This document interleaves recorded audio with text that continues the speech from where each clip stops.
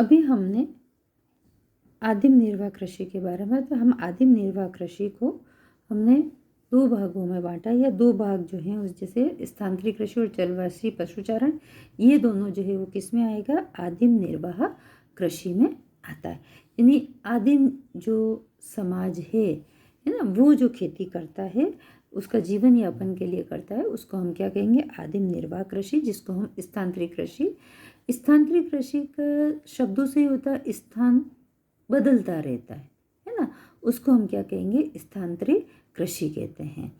तो जैसे स्थानांतरित कृषि के अंदर क्या होता है कि जो वृक्षों का एक भूखंड होता है, जिस पर वृक्ष लगे होते हैं, उन वृक्षों को वो क्या करके काट करके या जला करके उस भूखंड को साफ कर देता है। तब जो राख जो होती है, उस राख को जलाने पर जो राख प्राप्त होती है, उस राख को मिट्टी में मिला दिया जाता है और वहाँ पर वो खेती करते हैं। फिर 2-3 वर्ष तक, जब तक मिट्टी का उपजाऊपन रहता है, और 2-3 साल बाद में, 3 वर्ष बाद में जो मिट्टी का उपजाऊपन समाप्त होने लगता है, तो वो उस भूमि को छोड़ करके नई भूमि पर जा करके क्या करता है, खेती करने लग जाता है। उसको हम कहते हैं स्थानांतरित कृषि। तो ये स्थानांतरित कृषि जो है वो कहाँ पर ज़्यादा प्रचलित है, अमेजन बेसिन के सघन वन क्षेत्रों में, जहाँ जंगल है ज़्यादा, उष्णकटिबंधीय अफ्रीका के अंदर, अफ्रीका के उष्णकटिबंधीय जहाँ क्षेत्र है वहाँ पर ये होती है, दक्षिण पूर्व एशिया में होती है, और भारत के उत्तरी पूर्वी भाग में जो है स्थानांतरित कृषि प्रचलित है। अब इसके अंदर मक्का, रतालू, आलू, कसावा जैसी फसलों को क्या करते हैं, उगाते हैं, और भूमि की उर्वरता की समाप्ति के बाद वह भूमि छोड़ दी जाती है और कृषक एक नए भूखंड पर चला जाता है। स्थानांतरित कृषि को कर्तन एवं दहन कृषि के रूप में भी जाना जाता है।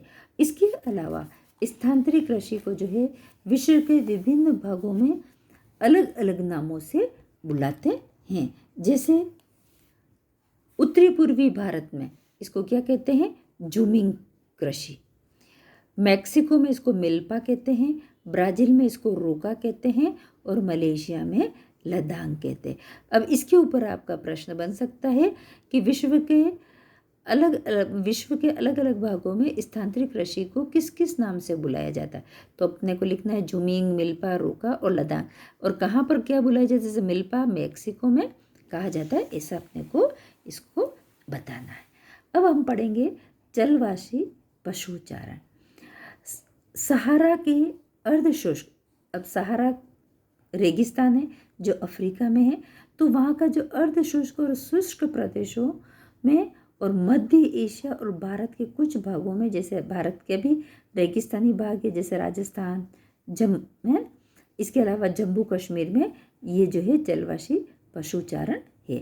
देखो अभी इसने कहा जलवासी पशुचारण, यानी पशुओं को चराने के लिए वो चलते रहते हैं, वो कुछ एक जगह पर रहते हैं, वहाँ पर घास खत्म हो जाती है, फिर वो दूसरी जगह चले जाते हैं, है ना, तो उसको हम कह दिए जलवासी पशुचारण। तो अब आगे पढ़ेंगे। इस प्रकार की कृषि में पशुचारक अपने पशुओं के साथ चारे और पानी के लिए एक स्थान से दूसरे स्थान पर निश्चित मार्गों में घूमते हैं, है ना, अपने पशुओं को चराने के लिए, उनको दाना पानी के लिए वो क्या करते हैं, एक निश्चित मार्ग से एक जगह से दूसरी जगह जाते हैं। इस प्रकार की गतिविधि जलवायु बाधाओं और भूभाग की प्रतिक्रिया स्वरूप उत्पन्न होती है। कि देखो अब जैसे मैं आपको अपना राजस्थान का उदाहरण देख के बताती हूँ कि राजस्थान के रेगिस्तानी भागों में जहाँ पर भेड़, ऊँट वो सब हैं, अब वहाँ पर बहुत गर्मी पड़ती है, पानी नहीं होता, तो फिर वो अपने पशुओं को चराते हुए वो क्या करते हैं, दूसरी तरफ निकल जाते हैं जहाँ पर पानी होता है, तो वो चले जाते हैं वहाँ पर, है ना। तो इसी को हम कहेंगे जलवासी पशुचारण। पशुचारक मुख्यतः भेड़, ऊँट, मवेशी, याक और बकरियां पालते हैं। अब देखो याक तो ठंडे प्रदेश में, जैसे अपन ने यहाँ पर जम्मू कश्मीर पढ़ा था, है ना, तो वहाँ पर याक पाले जाते हैं। बाकी गर्म प्रदेशों में तो भेड़, ऊँट यही है ना, और बकरियां पालते हैं। ये पशुचारकों और उनके परिवारों के लिए दूध, मांस, ऊन, खाल और अन्य उपलब्ध करवाते हैं। ये पशु जो है वो ये चीज़ें इनके उपलब्ध करवाते हैं। अब सेकंड जो पढ़ेंगे हम कृषि, वो है हमारी वाणिज्यिक कृषि। वाणिज्यिक कृषि में फसल उत्पादन और पशुपालन बाजार में विक्रय हेतु किया जाता है। देखो वाणिज्यिक कृषि में जो हमने पहले निर्वाह कृषि पढ़ी वो जीवन यापन के लिए करते हैं ना।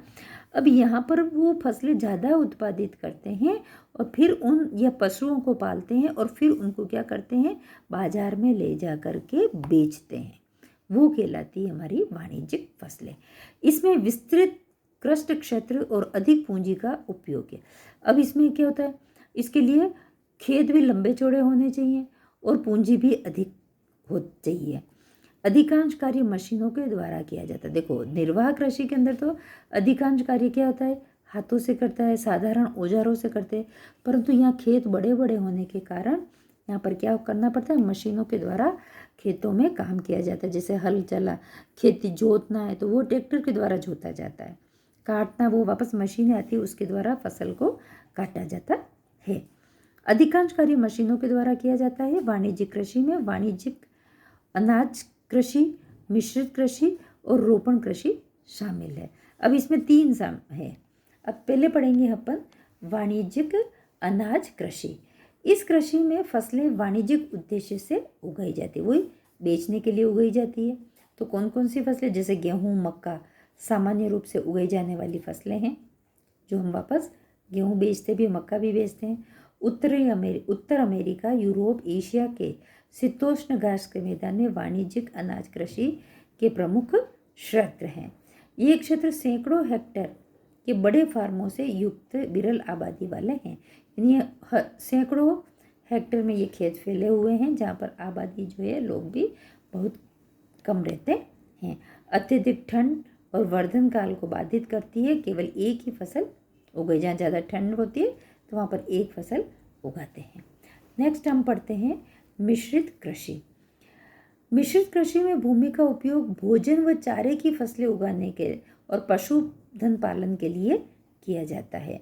यह यूरोप, पूर्वी संयुक्त राज्य अमेरिका, अर्जेंटीना, दक्षिणी अफ्रीका, ऑस्ट्रेलिया, न्यूजीलैंड और दक्षिणी अफ्रीका के अंदर जो है वो क्या है, मिश्रित कृषि प्रचलित है। नेक्स्ट आ जाती है हमारी रोपण कृषि, यानी रोपने वाली कृषि। वाणिज्यिक कृषि का ये एक प्रकार है। जैसे हम वाणिज्यिक कृषि में कहते हैं ना, वो फसलें उगाते हैं जो हम बाजार में बेचते हैं, तो रोपण कृषि भी उसका एक ही प्रकार है, जो जहाँ पर क्या कहते हैं, यहाँ पर जो खेती होती है उसको वापस बाजार में बेच। अभी खेती कौन सी होती है, जैसे चाय, कहवा, काजू, रबड़, केला अथवा कपास, जो एकल फसल उगाई जाती है। और इसमें वृहत पैमाने पर यानी बड़े पैमाने पर श्रम की जरूरत होती है, पूंजी की आवश्यकता होती है और उत्पादन का प्रसंस्करण खेतों पर ही या निकट के कारखानों में किया जाता है। यानी इसको जो काट करके जो इस वापस इसकी साफ सफाई जो की जाती है, प्रसंस्करण जो किया जाता है, वो खेत या तो खेत पर करते हैं या खेत के आसपास कुछ ले रखते हैं खाना, वहाँ पर करते हैं ना। इस प्रकार इस कृषि में परिवहन जाल के विकास की अनिवार्य, यानी यातायात के साधन बहुत अनिवार्य, क्योंकि यहाँ से खेतों से वापस वो चीज़ों को ले जाते हैं। अब इसने प्रसंस्करण का ना, इसमें जैसे रबड़ है, तो अब देखो, अब रबड़ जो होता है उस रबड़ के प्लांट से वो दूध उसका इकट्ठा करते हैं, फिर वापस उसको रबड़ बनाते हैं, तो वहाँ खेत के आसपास में ही वो कारखाना लगा देते हैं जहाँ पर वापस रबड़ बनाया जाता है। अब चाय है तो चाय की पत्तियाँ चुन करते हैं, फिर चाय की पत्तियाँ चुनने के बाद में वहाँ पर वापस उसको सुखाना करना मशीनों के द्वारा हाई टेम्परेचर पर, तो वो खेत में या खेत के आसपास में ही करते हैं। ये रोपण कृषि के मुख्य क्षेत्र विश्व के उष्णकटिबंधीय प्रदेशों में पाए जाते हैं, है ना, कि रोपण कृषि ज़्यादातर जहाँ पर उष्णकटिबंधीय क्षेत्र हैं वहाँ पर की जाती है।